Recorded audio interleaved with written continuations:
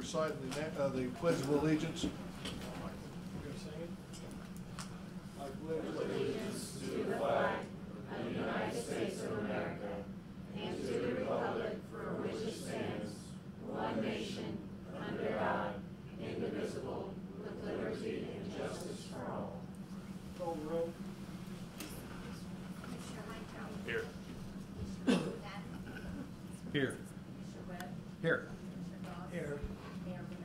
Here. Any additions or subtractions to the regular meeting of November 13th, 2018? Hearing none, those minutes will be approved. And the continued minutes of November 19th, 2018, any addition or subtraction to those? Hearing none, those will be approved. Okay, we got a Girl Scout troop here tonight. You'll see right out here in front of you, these girls, and all of you come to the mic and get you a spokesman. Spokesperson. Yeah, we gotta watch what you say. Yeah.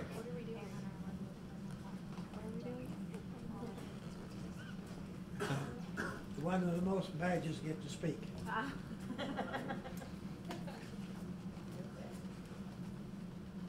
All right, if everybody can, look down here, this is pretty much self-explanatory. After the flood of April 2017, the lighthouse shelter got flooded out, and we had to remove all the residents from it. It had a considerable amount of damage, well over $60,000. And these young ladies did a project and to help restore that and bring it back to its use. So, who wants to step up and tell us what you did?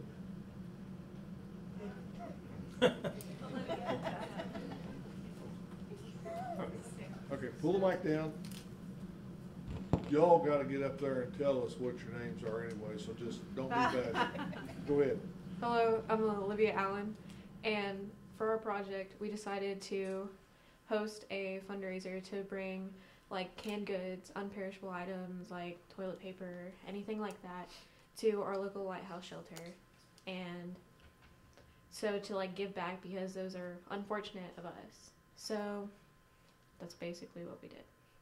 And then you submitted a project on behalf of the Girl Scouts to the governor's hometown award, and you guys got honorable mention.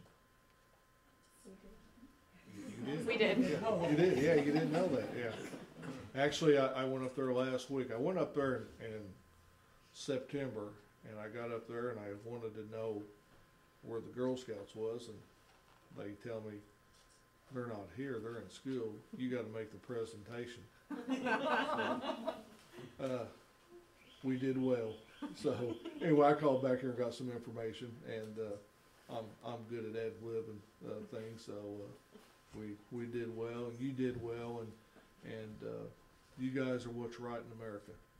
You thought about people that were, less fortunate than you, and give you of your time, and to make their lives a little bit better. And as you guys probably know, there's been over 6,200 people go through that lighthouse shelter since its inception, and they don't go home to the same bed every night and walk around the same house and everything. They're there for short periods of time, and a lot of success stories out of that place. And that's exactly why this city puts a lot of effort into it, and we back it and support it, and we thank you for doing the same thing. So I've got a plaque here that you guys can take back and hang up and wherever you have your meetings at, and think about what you've done here for a long time to come. So get out front here, and as I'm doing that, step up there to the mic and tell us who you are. My name is Haley Buckingham. I'm Caitlin Satterfield. I'm Carly Gunn. I'm Micaiah Banks. Okay. All right, girls, get out front here so they can take your pictures. Yeah, come on up here. Get on both sides of it. Yeah. No. Here, here. Hold on, these guys. Hold on.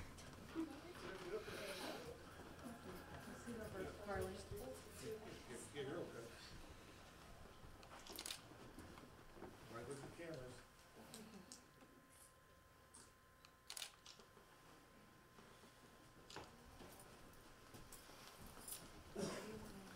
Should the council stand up too? We weren't invited. You want to see it? Stand up. Yeah, but we're good, we're good. No. There we go.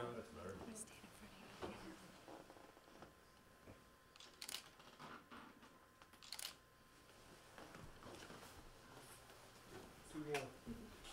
One more. He's a newspaper guy.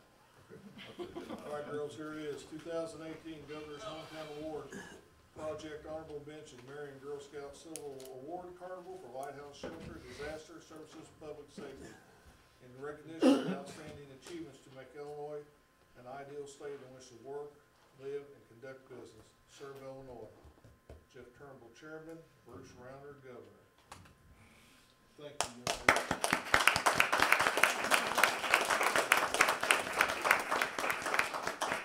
Thank you. Thank you. Good job. All right, well, there's the president of the school board right there. He wants you guys to get home and get your lessons so you can do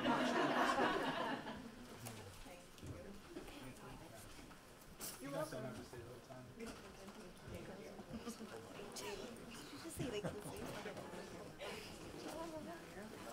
Now, that wasn't so bad, was it? That wasn't so bad, was it, girls? It's also the great parents that help. Yes. Thank you, guys. Thank you. Congrats. Congrats for raising the ball. Congrats. That was nice. Thanks for coming, guys. Thank you. You're raising them right. Thank you. Congratulations. My baby's been a Girl Scout since she was 5. She's the only one left in the very original troop. Good job. You should have had her speak. I'm telling you. I'm telling you. She's the shy one. Okay. We got two young men up here on the front row. Would you like to come to the mic and tell us why you're here tonight? We have three. One sitting in the back.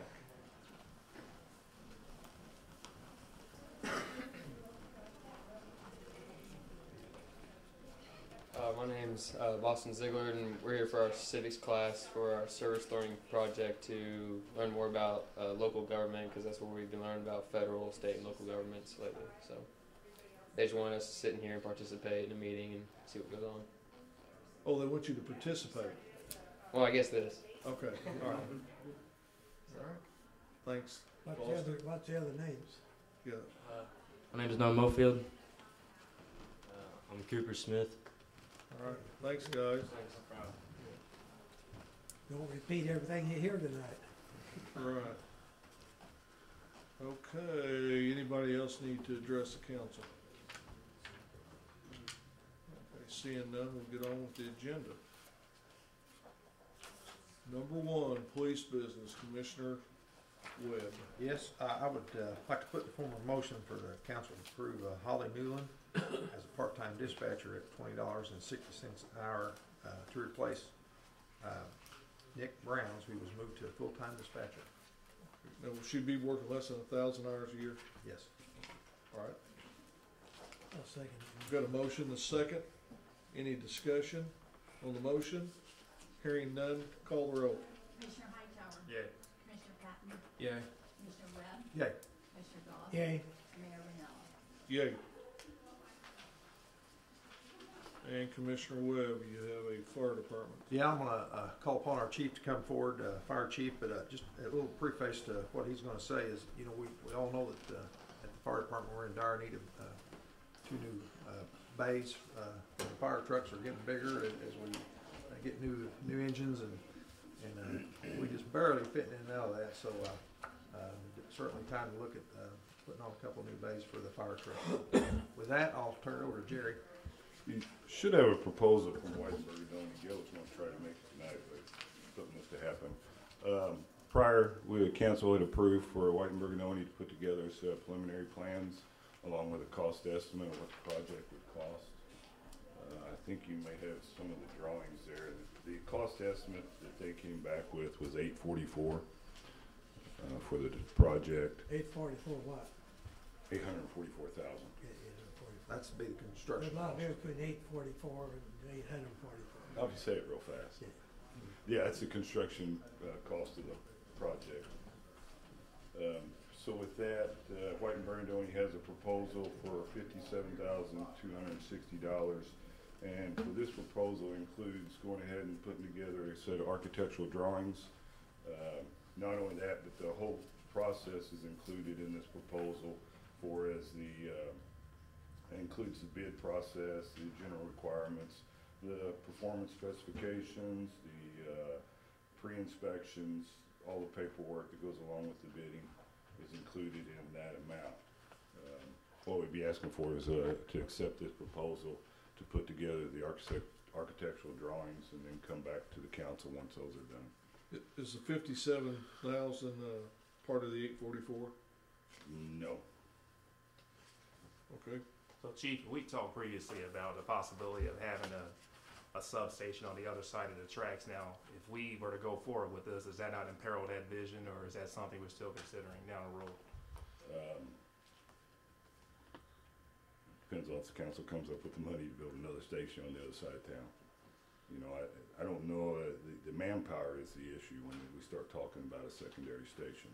Because you're probably looking at hiring 8 more people in order to man 2 stations at this time.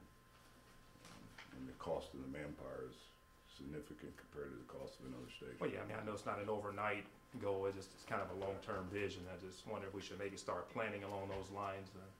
It still wouldn't impair the project for this, for us getting our equipment brought up, because we got a lot of equipment sitting back in the pole barns in the back that needs to be brought up in a more secure building, more accessible. Yeah, I think the key term here, 2 key terms there is secure and accessible. So. Yeah, 'cause right now it's just sitting in the back pole barn. Yeah. So. Okay. But you're right. At some point in time, despite the cost, the city has to look at building an additional station out east. Yeah, we had this on the, we bought ground for a fire station out east off Creer Road at one time, and then the funds were kind of taken back from the $1 million we thought we was going to put up, and one it's died on the vine. But we've been advocating a east side police and ambulance station for several years, but it's pretty difficult to get to. I think that $1 million went to the police station. I think at the time we was looking at the station on the east side was 8-10 years ago. Right. At that current time, we was running close to 27 to 30 trains through town at it every day. It's probably more crucial to have a fire department on the other side, because in theory what the police officers do is they patrol based on zones. So in theory they should already have an officer in the vicinity of any calls where there arise, any emergency call. That's correct. So, yep. Chief, in Whitenburg County's proposal,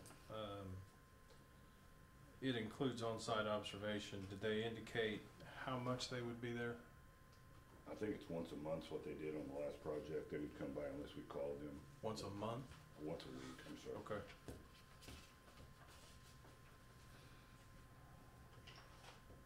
Yeah, they just fill it out as observation of the construction work. In the last project, they was there at least once a week. Okay. And you said architect's estimate was $844,000? Yes. But like you said, that doesn't include the 57,000. No, it does not. That's 900, and then the miscellaneous charges for the blueprints and all the phone calls on top of that. So you're going to probably be 950 time to get through with it. probably. Okay. Does Gail expect the 844 to change any once they get final plans done, or this is a pretty good number? He felt that was a pretty good number. They kind of inflated a little bit of some of the areas just to cover some of the cost. I noticed also it didn't include any soil boring. Are we comfortable with that, or do we need to? They have already, you know about that? You know, Brian? Or Glenn took care of most of that. I thought they did it early on, around phase one. They have, and I know Claritas fees is already included in the preliminary plans. They've already done site boring on the site. Holcomb's already has? Yes. Okay.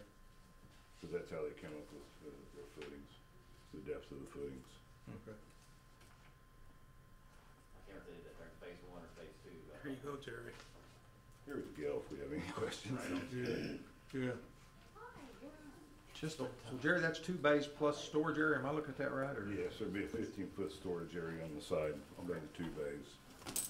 If you have any questions about it, now you can ask the man that knows. Yeah. They was asking on the inspections how often they're done. Got held up the train. But you had figured once a week, Gail, or more than that, or less than that? It kind of depends on the stage. At certain times, like when the footings and foundations are being constructed, we'll be here more frequently. When it's more routine construction, then not as often, as needed, pretty much. Do you want to explain what all's included in the $57,000? Sure. We earlier this year, you approved a contract or an authorization for us to do what we call schematic design, which I think you have drawings included with your packet that is a result of that process, and also the cost estimate that we prepared as part of that phase. So the proposal that you have at this time is to pick up where that phase of design work ended and carry it on through what we call design development, preparation of construction documents, bidding, negotiation of the contract, and then the construction phase administration. So it includes our work for the architectural portion, as well as the consultants Boyd Engineering for mechanical, electrical, fire protection, Clarida Engineering for the site development, civil engineering, and Fenric Engineering for structural engineering design. That 844 number, do you expect it to change much with the final design, or probably stay about the same? I would think, I wouldn't expect it to change significantly, barring, things that are a little unpredictable to all of us at this point, like the tariffs that came up, a while back did affect steel and aluminum prices. Yeah. But if everything stays consistent, I would not expect there to be a significant variance from that. And these are drive-through bays, right? Yes. Was the soil samples already done, the soil boring? No. They were this? Not in that area, no. Okay. We need to get the building down for one thing, the old dairy building, the farm fresh store. I thought they did one there in, over on the edge in the driveway. Oh, I think, yes, you're right. They did in that area. We would need to do some more where the building itself is. So they would have to be an additional soil test. Any utilities have to be moved? No, we'll actually drop the utilities to the existing building.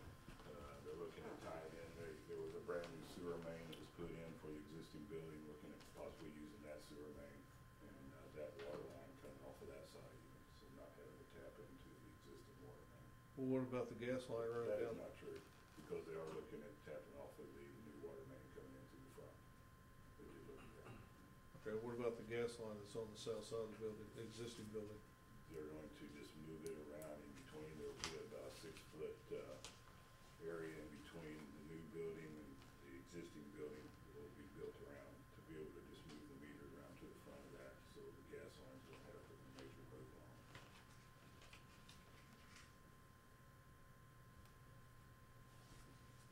Then they'll take out that whole south wall to where it would be open.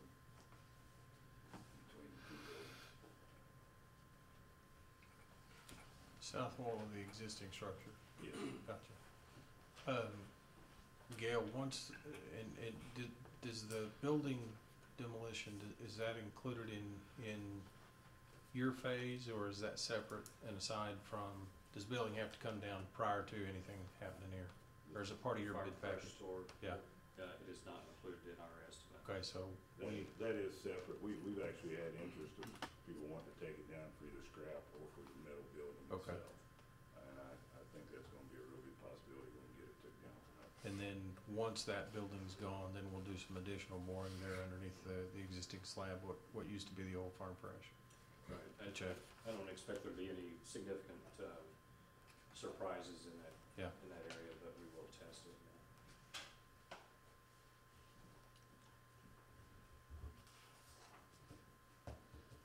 Well, when we did the borings for the training center out back, there was some surprises there. Like, there was no good ground, so don't say that. I mean, if I remember right, there were old two-story houses there, is that right? At one time, Commissioner Goss? Where, training center? No, I know there was there at the training center, but even up on Court Street, wasn't those old two-story houses there? Where Farm Fresh is now? Yeah. I know Farm Fresh has been there a long time, but I thought there were some houses. I know where the fire station is, there was a two-story house there and one directly behind it. And, I'm sure it was, because when we dug the footings for the structure, there was Yeah. a couple feet of cinder blocks or cinders That's there. probably before my time. Yeah, I was just curious on that. This will be a slab, concrete slab, and I was just curious, what, like a foot thick, or, you know what dimensions are of the slab and where the trucks have been parked? It hasn't been engineered yet, but I would Okay. think from other similar projects we've done, it would be at least 6 inches. Okay. It'll be reinforced. Yeah. But it'll be designed structurally and based on the weight of the trucks, Yeah. the apparatus that will be. And I'm sure the soil borings will be part of that too. That's right. Yeah, okay. Allow the bearing pressure. There actually would have to be a retaining wall built up, because we want to keep the floor level the same height all the way across the existing floor level. And that Ameren utility pole out front, where the sirens at, will not have to be moved. The only thing on that is that siren, we'll take it down. We're gonna relocate it down to the corner. But the siren's the only thing that's on that, and the power line going to the yellow flashing light, and then down to the intersection, so we can just move that. Okay.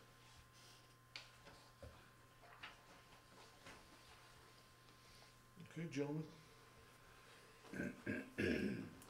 With that, I'd make a motion, for White Bergoni Architects to prepare the architectural drawings, for addition to the Marion Fire Station at a total fee of $57,260. I'll second. Got a motion second. Any further discussion on the floor? Hearing none, call the roll. Commissioner Hightower? Yay. Commissioner Patton? Yay. Commissioner Webb? Yay. Commissioner Goss? Yay. Mayor Rinella? Yay. Thank you, gentlemen. Street Department, I'd ask council approval to purchase up to 700 tons of salt at $59.20 a ton in quantity that is needed from Cargill.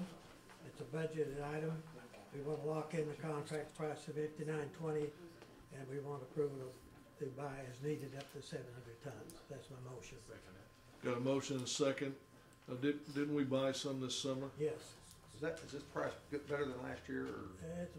It might be a few dollars, but it's pretty, but one time we spent $110 Yes, we did. three years ago. Yeah. Like way up there, so. So, Yeah, at $59, we want to have a stock. We warehouse it. absolutely, absolutely. Good move. Got a motion and a second. Any discussion? Hearing none, call the roll. Commissioner Hightower? Yay. Commissioner Patton? Yay. Commissioner Webb? Yay. Commissioner Goss? Yay. And Mayor Rinella? Yay. Chris?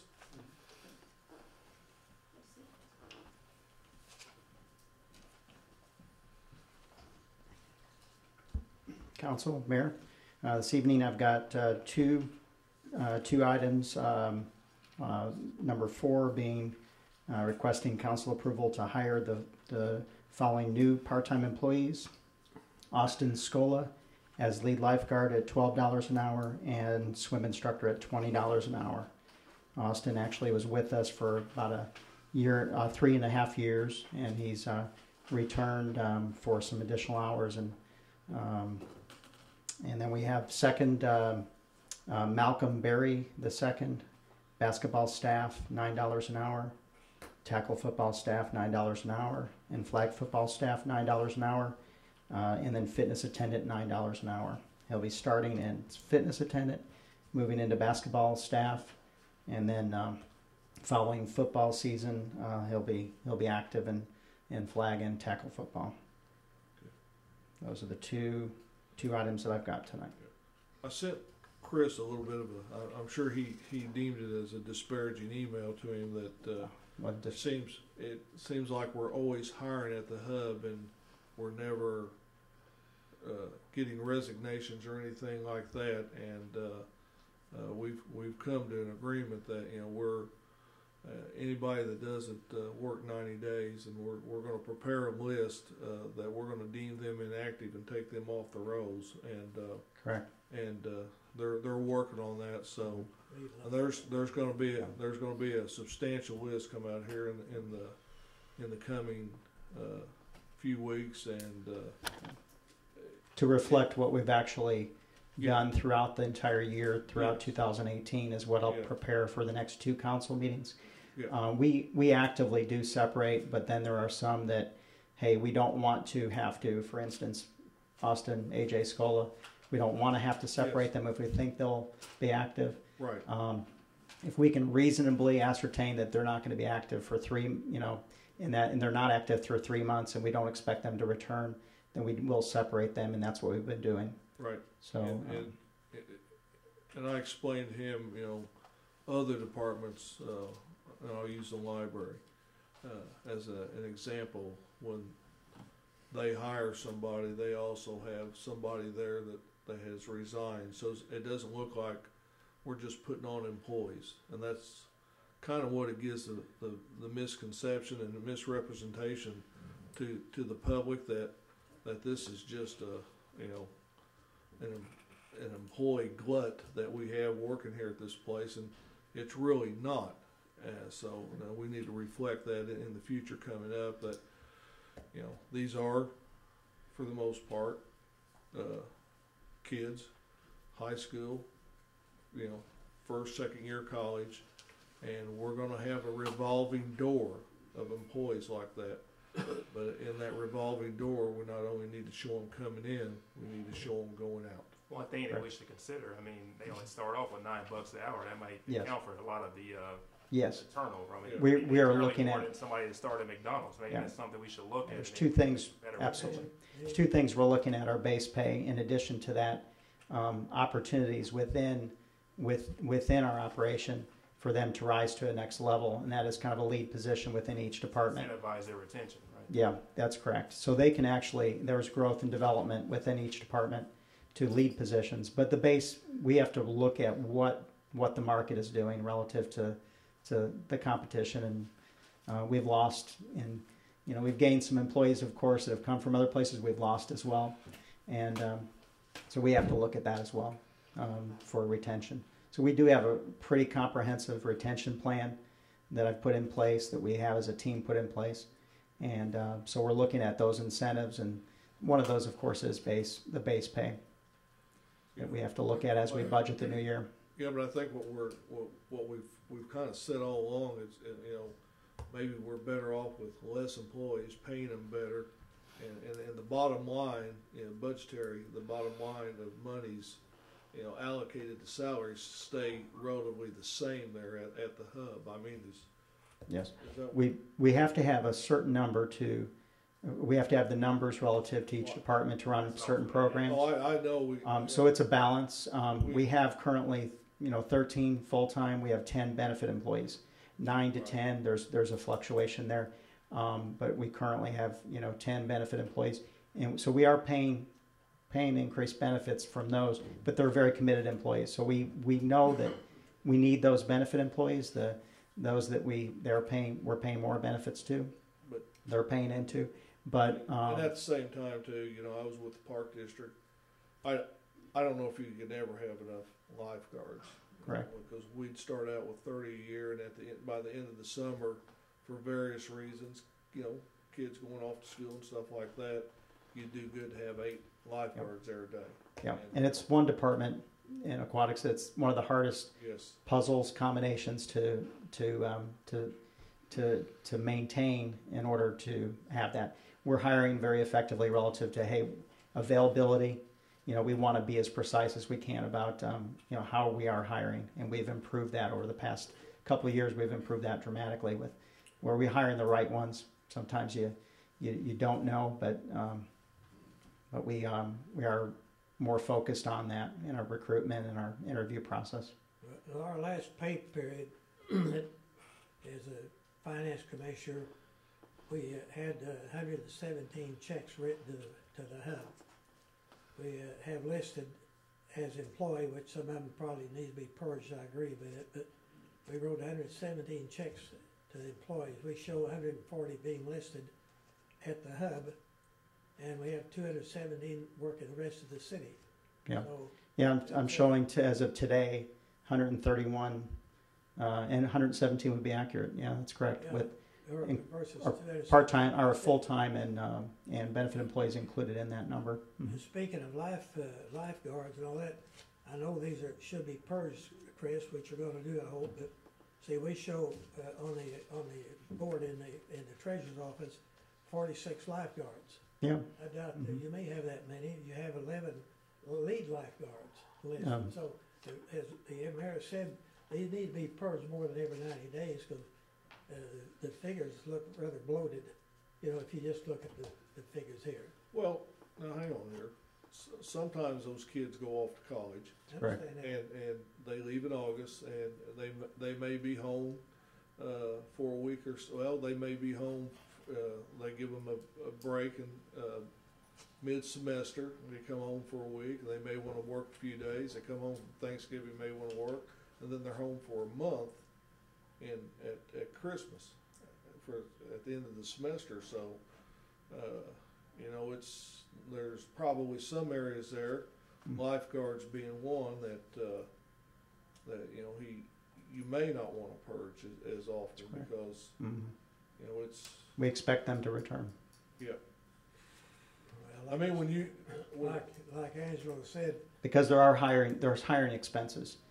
You know, generally in the same year we can forego some of that hiring the requirements, but we don't want to repeat. There is a hiring expense that we have, as every department, every facility has. Yeah, so we want to be careful about early separation if we expect that they're going to be active again. Well, they can always reapply. Yeah. They can yes, you reapply, but like you told me, I don't understand some of this, and you're right, I don't. But it seems to me like we've got an awful lot of employees out there doing the same work. But like you say, I don't understand it. But I wanted to update you on the number of checks we wrote here. So I know we have 117. Sounds accurate. Employees. Mm-hmm. Okay. Yeah. And I welcome you too, John, to come visit as you have in the past. Come visit, come see each department, and understand a little bit more with that coordinator and myself, why within that department with specific names, we have them on the rolls. And again, in the past 6 months, we've worked with the treasurer's office to ensure that we've got separation of some that have been inactive. So I ran a private business for about 40 years with 3 locations, so I have some knowledge of how business works. Sure. Mm-hmm. One thing to keep in mind, we've got 7,000 people coming. Yeah, we've got we currently almost 7,300 members. So it takes a lot of people to service that many. That's correct. In a building like that and keep it going. Yes. Yeah. It's quite an operation. I guess that's what I keep looking at. I mean, it's the single largest operation or facility that we manage within the city, and there are a lot of different phases, a lot of different departments that all make one unit. Yeah, it does sound like a lot of employees, but on the flip side, we need a lot of employees there to staff it the way we need to staff it. Do you know how many employees the rec center at SOU has? Would you have any idea? I don't have a count on that at Okay, this time. let's something that you was a little bit more familiar with. John A. Logan, do you have an idea how many employees was there? In that particular facility, Yes, far fewer. At one stage, probably 25 to 30. But you're And, running along, and you currently, got 3 employees. I don't know current numbers. Yeah. Yeah. But much different operation in the sense, similar in many ways. If I would have 12 lifeguards within aquatics, 12 to 15, that was probably a typical number within semesters. But the activity level being very different. Significant, no doubt about it, but a different type of facility. Right. It's a good question though. Probably rec center, although much greater in square footage than we are, probably be more reflective of the count to expect. You didn't expect all this with just 2 part-time employees. No, that was right. I thought this was pretty good. No, but I appreciate being able to report that. Well, it's true that we have to upstaff. If we have 100 kids in the pool at one time, we're going to have more lifeguards on duty at that time. Our Black Friday promotion, we do 2 major events each year, in addition to other events. Probably had an additional 8 or so employees that were active to assist those incoming members and to make that happen in a smooth fashion. So there are reasons we have them on a regular ongoing basis as well as for events. But so. Yeah. Well, the thing of it is, one of the questions posed to me out on the street is that you do a lot of hiring at the hub, and I said, well, yes, we do, but you got to understand the type of employees that we're hiring. Most of them are kids, and it's a revolving door. But I said, and as you see tonight, what Chris doesn't have on here is an additional job duties. From now on in the future, once we hire somebody, they're hired. So there's no use putting them on the agenda. And I think that skews things and makes people think we're hiring a lot of people. Yes. It's just the same employees. We're just giving them additional job duties. So from now on, moving forward, the only thing that he has to do is reflect that to the treasurer's department, and our treasurer was most receptive to that. Just to that, I talked to him about it. There's no use having it on the agenda. Chris can merely take those additional duties and show them, and those be added on in the treasurer's department. That could give people, if you get on one of our mini apps that shows the agenda, it can be misleading to the public, in the absence of true knowledge of what transpires. And so that's why I sent you that email, to maybe bring to the front of actually the type of the number of employees we got. Well, if you look over through the course of a year, you'd probably think we had 300 or more employees there. We don't. We have 140 something, 117 active. But it just looks like we are continually hiring there, and nobody's leaving, and it's a cash cow for the city, when in fact it's not. I appreciate you saying that, Anthony, because that 117 checks, the Treasury Department had to have 319 codes applied with all these different job duties, and they have to post each job duty separately. So that 117 went into 319 different postings, and it's a nightmare for us. several departments, so we, Yeah. and with different types of positions. Yeah, it's a nightmare in accounting in there for that. I know it's a problem, but it is a problem up here too. So I'm glad you mentioned that. Yeah, and it, you know, and We want to work as with the. as former finance commissioner myself, I know that, one day we do the rest of the city and one day we do the hub. That's right. So, and that's, and I think going forward, we need to think about consolidating, if possible, a lot of job descriptions, and that's what I was kind of alluding to there, Chris. Do we have to call them everything when they're actually just doing one job? If somebody's sitting up there at the front desk and they're also a counter salesman or working snacks, just make that one inclusive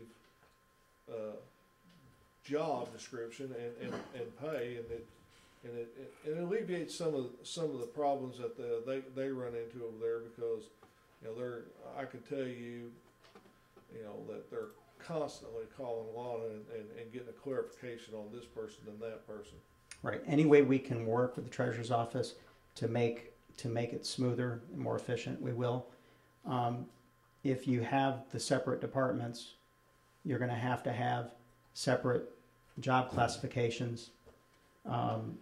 We've tried to equalize the rates, tried to consolidate that, so we don't have as many variable rates. That also encourages people to say, hey, I can jump in over here. If you have a small enough operation, much smaller than what we do, you can probably just have an employee. But with as many separate departments, of course we have a general budget, but with as many separate departments, you have to have those job classifications. So that's part of a discussion that we can have. Where can we consolidate?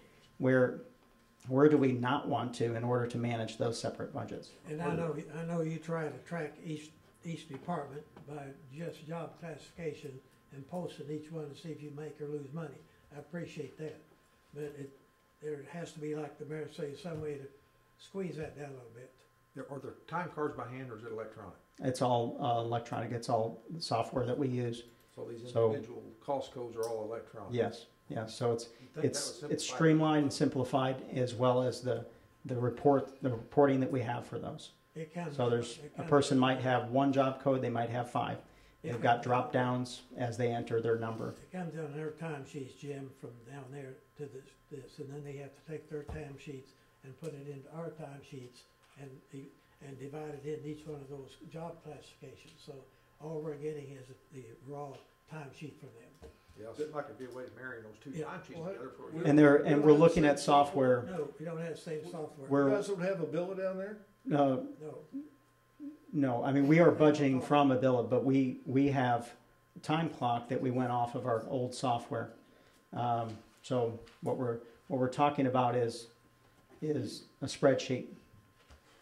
I think that's a discussion we need to have. And we can look at software. You know, and I understand software is expensive, and there's one of my biggest gripes I have is every year renewing that maintenance for $10,000 for every software we got in this city. But I think that going forward, we need to have that discussion where the right hand knows what the left hand's doing, and especially in that regard. So,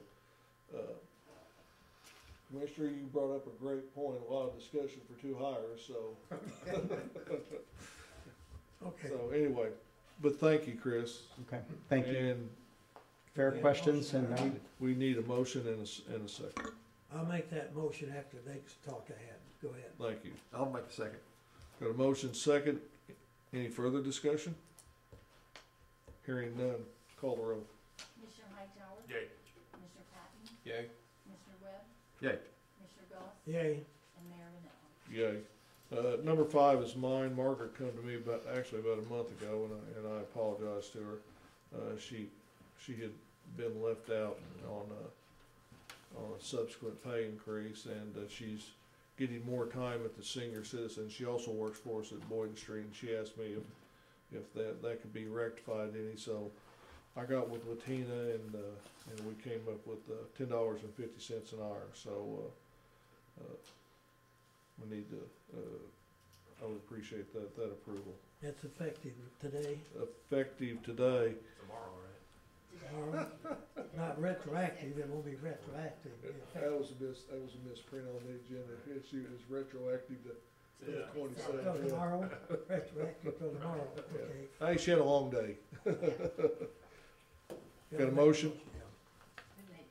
John made the motion. Second. Got a motion and a second. Call the roll. Commissioner Hightower? Yay. Commissioner Patton? Yay. Commissioner Webb? Yay. Commissioner Galt? Yay. Mayor Rinella? Yay. Okay, Gail, you have the rest of the meeting. Well, thank you. We have some TIF ordinances. They're very similar. There's two sets. Similar, but we have to establish first an interested parties registry, and that would be number 6 on your agenda. This is for the North Commercial TIF District that's proposed. And what this does is it lets individuals register with the city clerk if they'd like to be included on any information about this TIF district.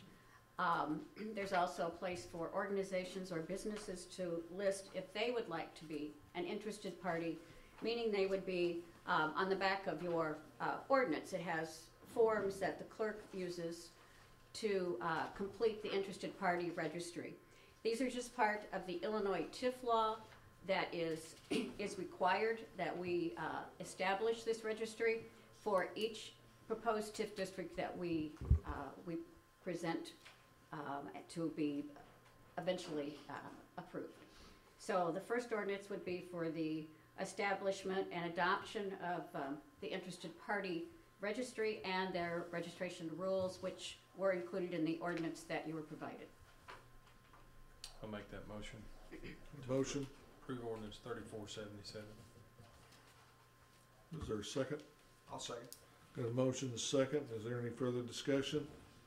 Hearing none, call the roll. Commissioner Hightower? Yay. Commissioner Patton? Yay. Commissioner Webb? Yay. Commissioner Galt? Yay. Mayor Rinella? Yay. Number 7 is ordinance 3478.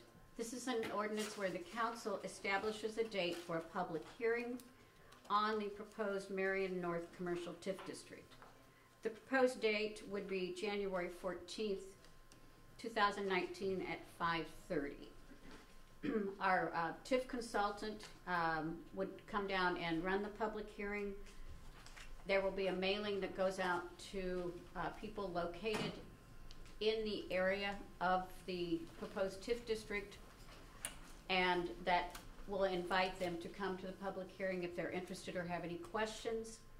And so that would be established, and that would actually be, that's on a council meeting night. It's on a Monday night before the council meeting.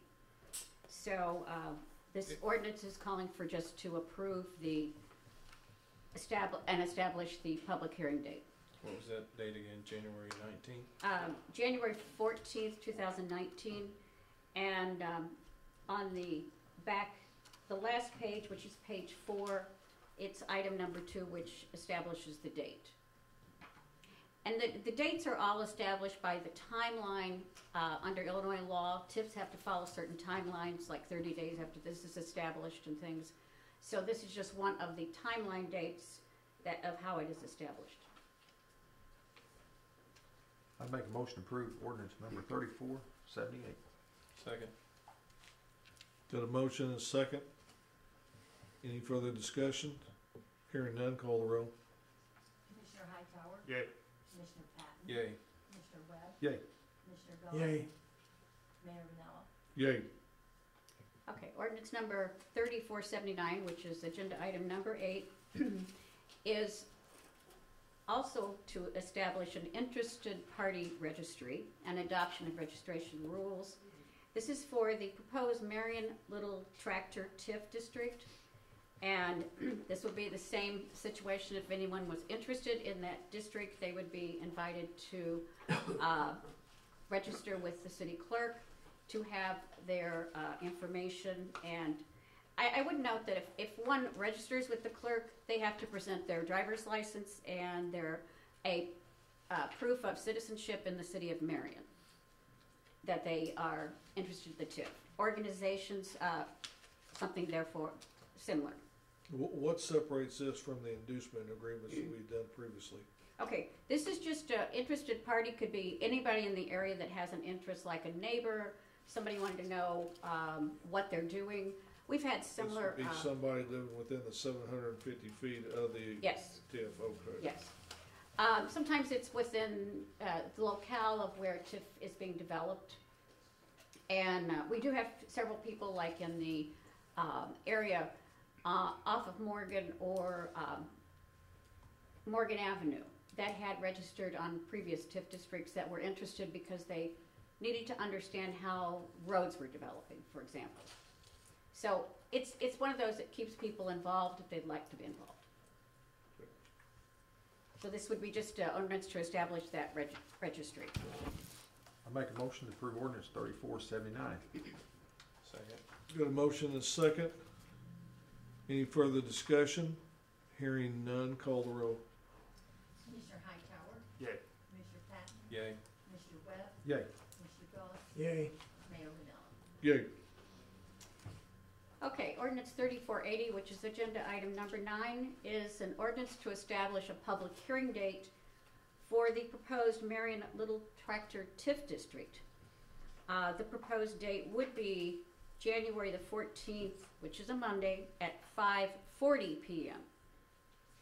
And that would be the proposal on the ordinance to present to the council. Make a motion to approve ordinance 3480. Second. Got a motion and a second. Hearing no further discussion, call the roll. Commissioner Hightower? Yay. Commissioner Patton? Yay. Commissioner Webb? Yay. Commissioner Goss? Yay. Mayor Rinella? Yay. Okay, agenda item number 10, ordinance number 3481.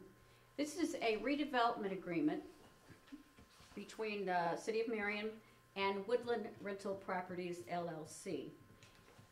You would probably note that this is a strip mall that's located on 17th Street, and it's completed, and actually one restaurant is open already. There was a delay in the redevelopment agreement because of some of the infrastructure things that were delayed because of easements and right-of-way that the developer had obtained. This is our standard template for a redevelopment agreement with a 70-30 split, with a cap of redevelopment eligible costs of $2,055,000.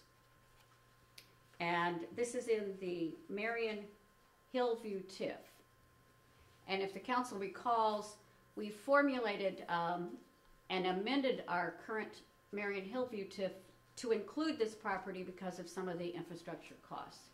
So the Woodland Rental would have 23 years to recoup part of their costs, their eligible costs. I was going to ask how many years, so it's full. Yeah, it's a 23-year. I'd make a motion to approve 3481 ordinance. Second. Got a motion and a second. Any further discussion? Hearing none, call the roll. Commissioner Hightower? Yay. Commissioner Patton? Yay. Commissioner Webb? Yay. Commissioner Goss? Yay. Mayor Rinella? Yay. Okay, the last TIF redevelopment agreement that we have tonight is basically an amendment adding 2 names to an agreement. This is with City of Marion and DLH Marion LLC. And what this TIF agreement does, adds David Heel and Lynn Heel, which also to the original agreement, and DLH is David and Lynn Heel, DLH LLC. But as individuals, they also had and submitted eligible costs. Their land is where the AT&T store, the mattress store that was built, that's part of their land. They sold part of their land to the hotel. They bought some hotel land, redeveloped a driveway, and they also owned the Enterprise building, rent-a-car building. So that is all in their TIF redevelopment agreement. So it just adds their names. It doesn't incur any other costs. It doesn't change anything in the original agreement except adding their name. Make a motion to approve ordinance 3482. Hang on a second. We've got Gail on page 2.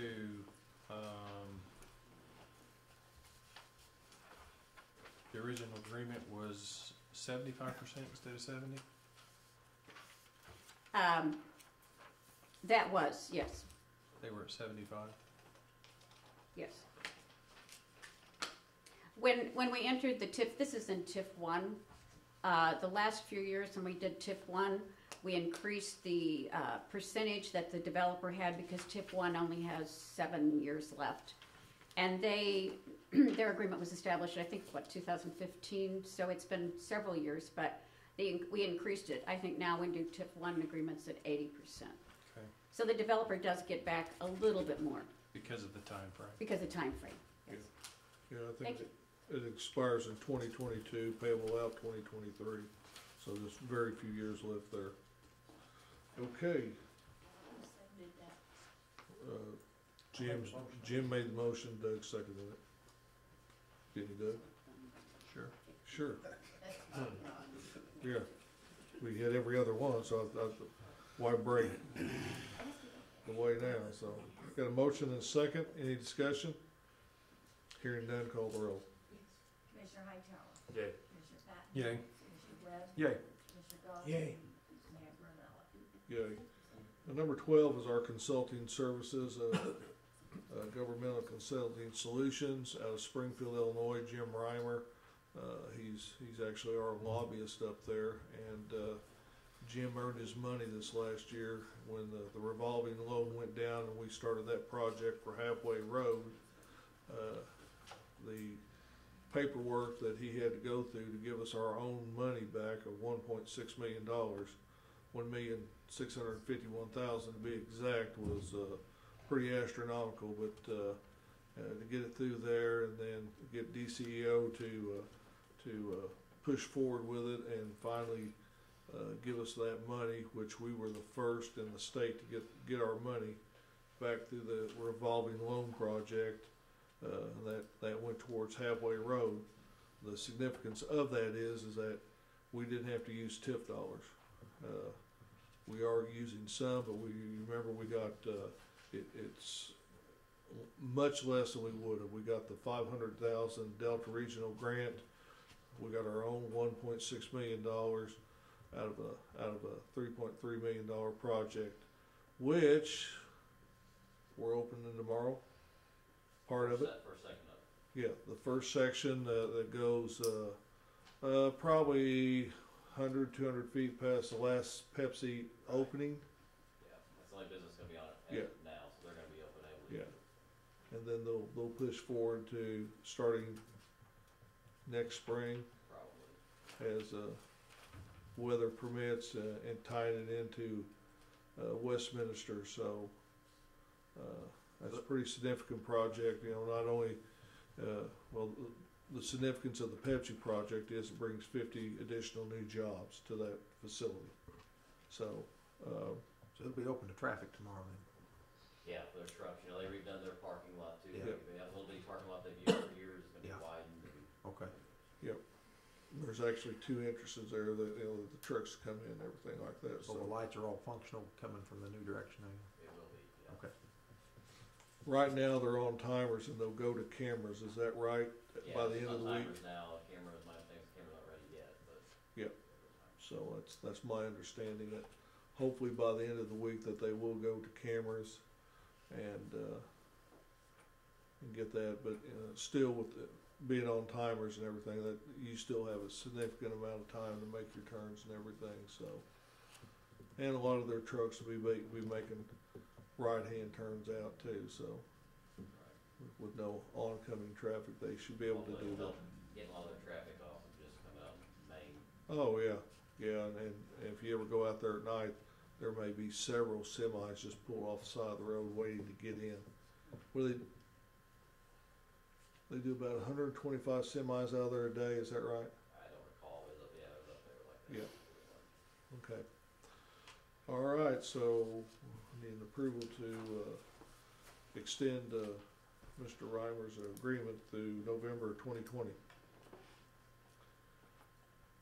Don't everybody jump at once here. I'd make the motion. Okay, got a motion? Consulting service agreement.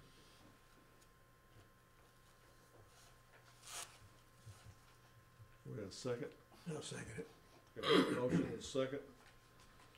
Hearing no further discussion, call the roll. Commissioner Hightower, Yay. Commissioner Patton, Yay. Commissioner Webb, Yay. Commissioner Goss, Yay. Mayor Rinella. Yay. Okay. Last one is, just to let you know what the meeting dates are and approve them for, 2019.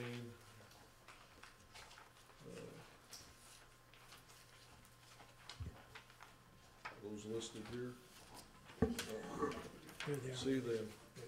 Yeah. Unlike this year, when, the second meeting in December will be on the 27th. Yes, Is that right? I think so. Because of the holidays, but then we'll get pretty much back in line next year. Thank you, Commissioner. So there we are, we need those approved for this year, upcoming year. I'll entertain a motion to that effect. I'll make the motion. Got a motion? I'll second. Got a second? Call the roll. Commissioner Hightower, Yay. Commissioner Patton, Yay. Commissioner Webb, Yay. Commissioner Goss, Yay. Mayor Rinella. Yay.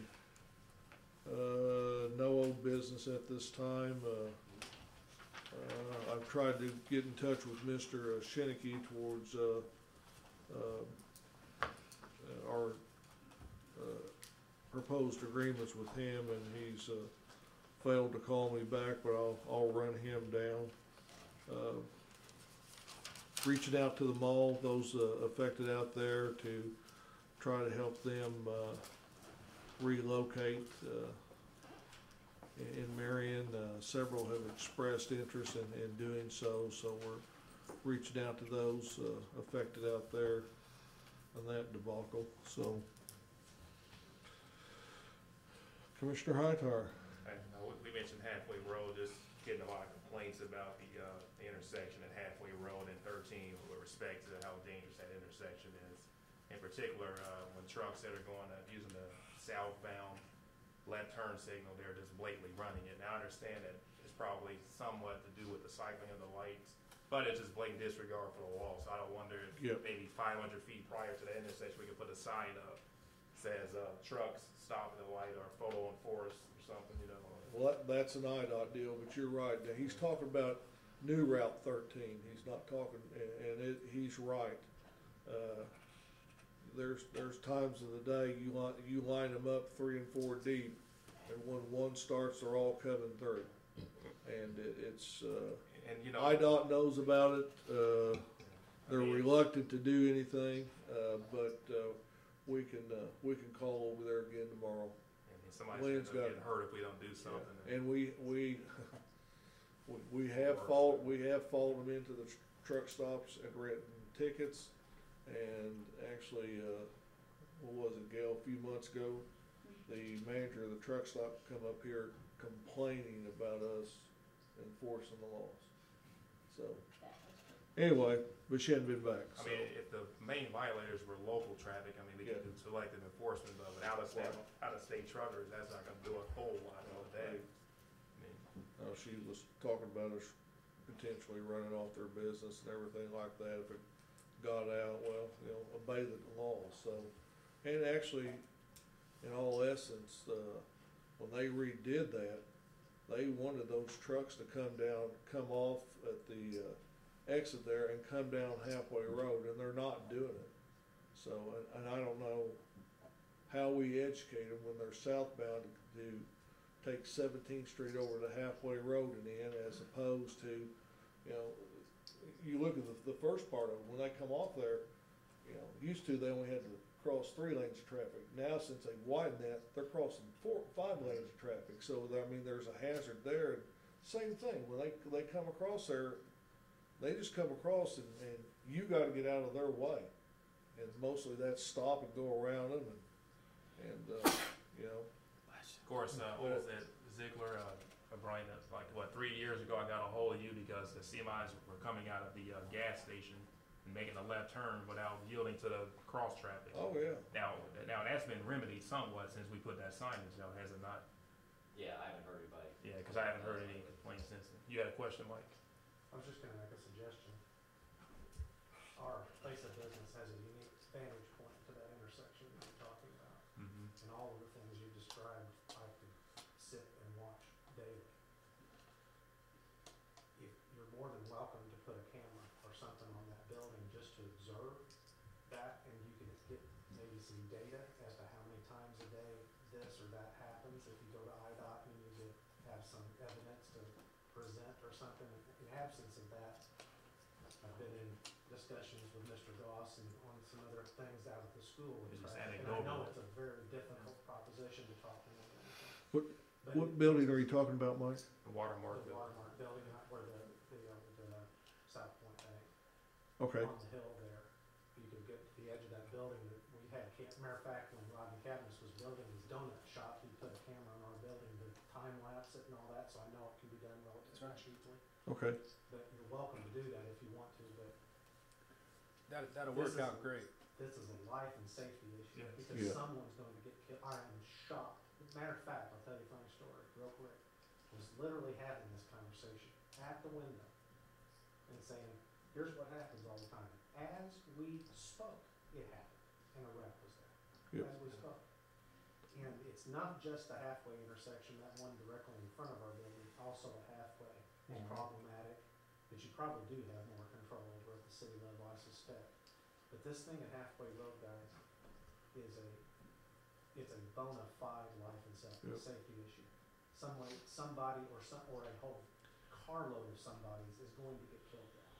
Well, It's a matter of time. It's just mathematics. It's going to happen. Then we can also see how they turn it into enterprise, because when you're coming in and out of that enterprise and that traffic is coming in, you got a semi. It's rough over that way. So we have asked IDOT before to lengthen the turn, and they have refused to do so. well, we have some data. We can get them some data and get that information to them, like we did on Halfway before. Data would be good. Data. Part of our new ramp was justifying is that they could come off their right turn, come down Halfway Road and get a straight through there too. I don't think anybody knows to do that. I don't know how you get the word out about that either. They got them informational signs that they put up when there's construction. Can they not do that? Go a mile north of Marion, maybe to Cedar Grove Road or someplace like that, and put out that sign, that informational sign there that, you know the ones I'm talking about that, construction starting 5 miles ahead. Put those signs up there and say, trucks encouraged to use, they're going to do what they want to, but they're encouraged to use the road there. And probably the reason they don't is because of the traffic signals, and it slows them down. Another issue is a lot of the trucks and RVs operate off of specific GPS apps that direct them based on where the trucks can get in and out of. And absent providing that information to whoever those data providers are, I'm not sure that even a sign, if they read it, would solve that problem. But anyway, you're welcome to put a camera out there if you want and gather some data, because I think it would be very, very telling. And to go to IDOT based on a tape recording of what I watch all day long would be very, very compelling to do something, in my opinion, whatever that might be. But anyway, you're welcome to put a camera. Brian, is there any chance of making like a designated truck route and have it signed that way where them guys coming down 37 see this is a designated truck route? It's possible. I talked to IDOT about that. Yeah. And I don't think anybody's talked to management pilot on, just that's what I was gonna, I said Google, but there are other apps those guys use on getting the word out.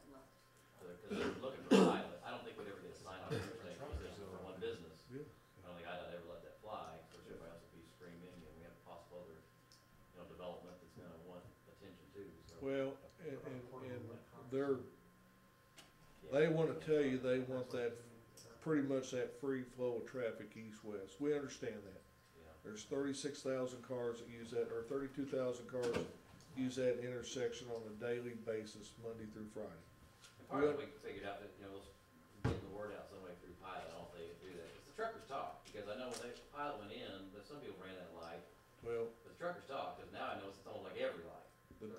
The time she come in here and her and I had a conversation, and she hasn't been back since, it was pretty abrasive. And she didn't like our police officers pulling over those truckers, and you know, I just basically told her when it comes to life and safety issues that and the complaints that we're having out there, that they're going to take precedence over how quick they can get into your truck stop and fuel up. They're going to stop anyway. But she was very abrasive and stormed out of here and said she'd be back with her lawyer. Well, come to find out, her lawyer was sitting out in the car, and he chose not to come in. So. Well, in the beginning, it was, yeah, you know, running through a yellow light and yellow yeah, lights. Now they're just going, it's completely red. Yeah, oh, it's completely red, and then you got the eastbound traffic wanting to merge out there, and it's not good, but I'd be curious to know how many different truckers actually go through the truck stop, because if it's like every now and a blue moon, I mean, that'd be more of a specific deterrence than a general deterrence. That's why I wonder if signage may be our best, remedy. Yeah, that could be. We can start that discussion. Yeah. Does the city own any easements or anything down that interstate or any of that sort of way? No. Or any property, like I'm thinking like where the Gander Mountain or where the water tower is, is there any spot out there you can put your own sign up? I think they would put a sign up, but I mean, it's like Mike said. I don't know. I'm just asking. With you go to Google Maps and you punch that in, and oh yeah, it's going to take you a specific route, and I just thought and they may not know that the 17th Street, to Halfway Road even exists there. They're going to bring you right off that interstate because there are no traffic signals there. Yeah, we had truckers going down Stanton Road off of Morgan Road, and we had to close Stanton Road because the semis couldn't make the turn. They run over cars and at the dead end on Princeton. Right. And the truckers say we have to follow GPS or we get fired. Because our boss says you follow the route. If we have an accident, you lose your job. So we had blocked the road off where they can't get in. So we forced them to go the way. But like Brian said, when they log in on their GPS, they follow it. So that's going to be a problem. Brian, do we control the sequencing at Watermark Building on those lights? Yeah, right there. We do? Yeah. I think the problem with that, when I've seen that one, and I've talked to one of my engineers that's out on a halfway job today, to go back, because that drives me crazy, is right in front of the VA.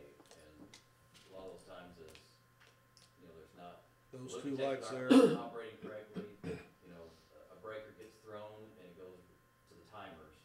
And so that's when you get the light and no one's sitting there and you wonder why did they get a light? Right. That's what happens. And I think that happens a lot there by 17th Street. Yeah. So theoretically, it'd be better that every standardized signal be on a camera. And if there's nothing there for... And that's what I brought that up a few years ago. That's what we've talked about for a while. And that's what we're getting at Halfway Road. IDOT's starting to use it more. A few years ago, I was up at Champaign on a Sunday morning. That's why I like the roundabouts too. You know, the signals.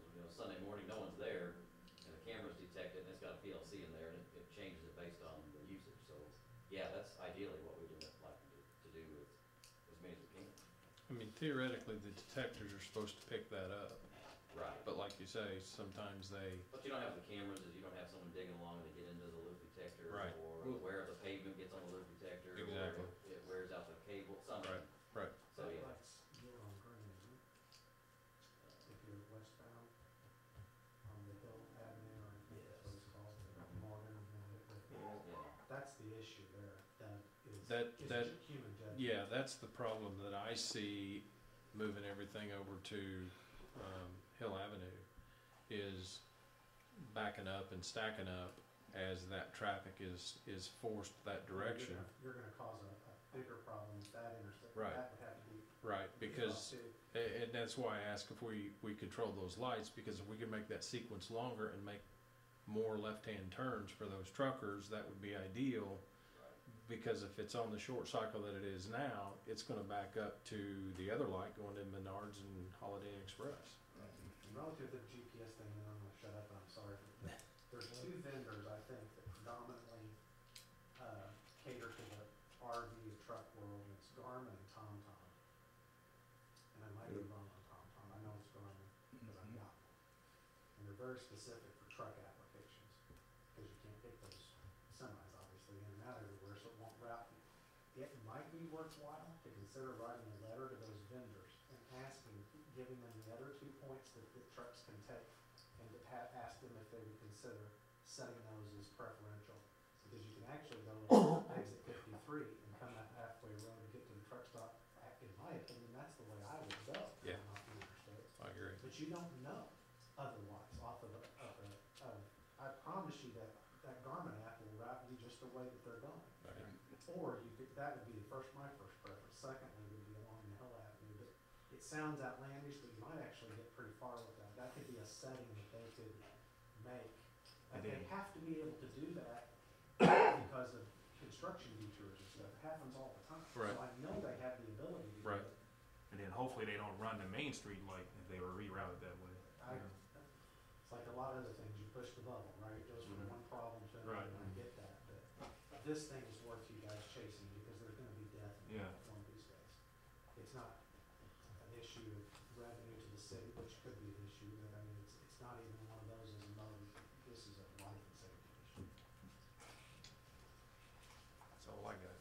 Whose jurisdiction over that road, Brian? Would that be state police or would that be city police? Right there at that intersection. I'd say be at one, that's on my Well, area. depends on exactly where that. Well, But that's that might be worth another letter to state police and say, hey, we've got an issue. We're Let's, talking about at 13 and a half. yeah, where they're, I think that we Push- normally do the recs there.